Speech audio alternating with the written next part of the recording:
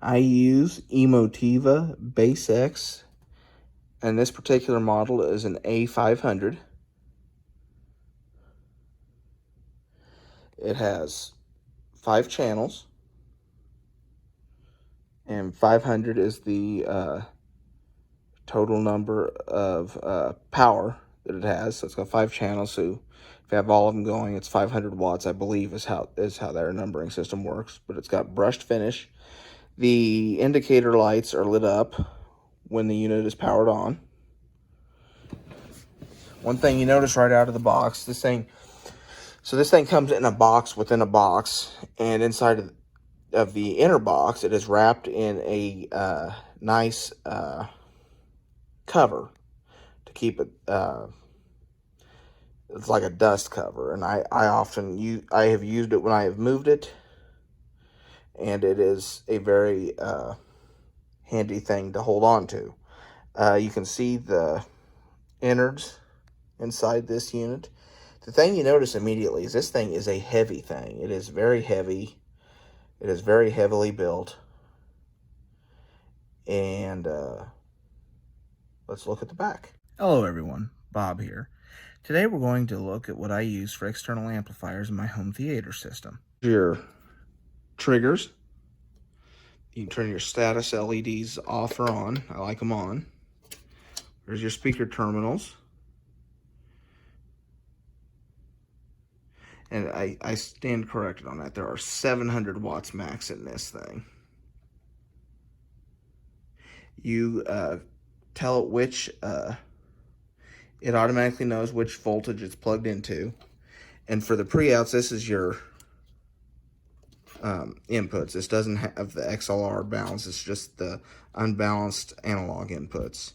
But for my purposes, that's all I need. When there are only 2 channels driven, it has 150 watts per channel. But when all channels are driven, you're down to 120 watts per channel. And so something I have done to get a little more power out of my speakers, I buy amp.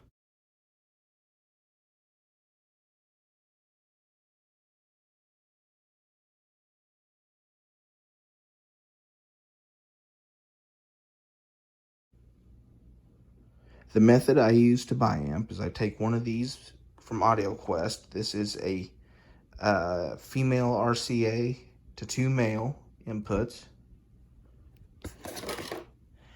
I plug the one in. See, this is a female. You plug it in here. Try to. One-handed, I'm sorry.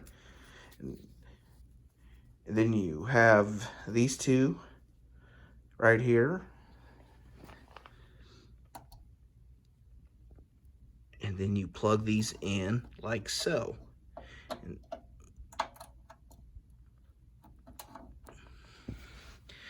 these will be the 2 that power my right channel. I will do the same thing with this one for my left channel. And then, of course, on the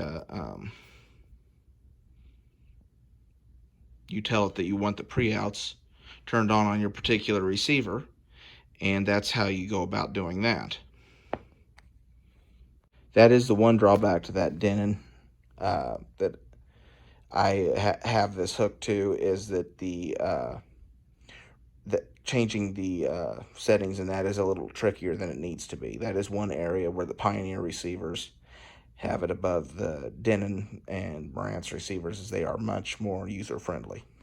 But the other end, this is the other end of the line that I hooked to the splitter for my right channel. What I do from there is I plug this into my front right, or whichever channel that I am bi-amping. I plug it into that pre-out on the receiver, and then it is split for me. In which case there is no need to set your receiver settings for bi-amp. I feel like I should point out, for those of you that don't know, to bi-amp a speaker you have to have these dual binding posts. And when you buy amp, you have to remove the conductor strip that is between the two posts.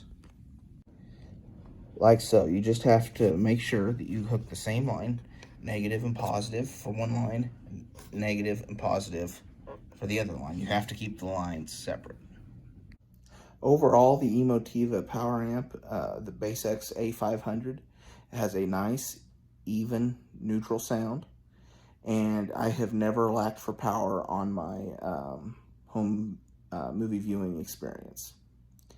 I would recommend it. Is its price point, whether you're talking about the BasX A300 or 500, 700, and so on up the chain. It is an excellent power amplifier if you're looking for a cheap entry into external power amps, and they sound like an amplifier that costs many more times than it does. Highly recommended. That's all I've got for today. Thank you so much for watching. If you enjoyed the content of this video, please feel free to like it and subscribe to my channel. I try to have new videos daily. While I'm been moving, that's been a little bit more of a challenge, but we're getting there. I don't have internet to upload anything. Follow me on Facebook or Twitter to search for Bob the Film Guy. And for now, this is Bob signing off for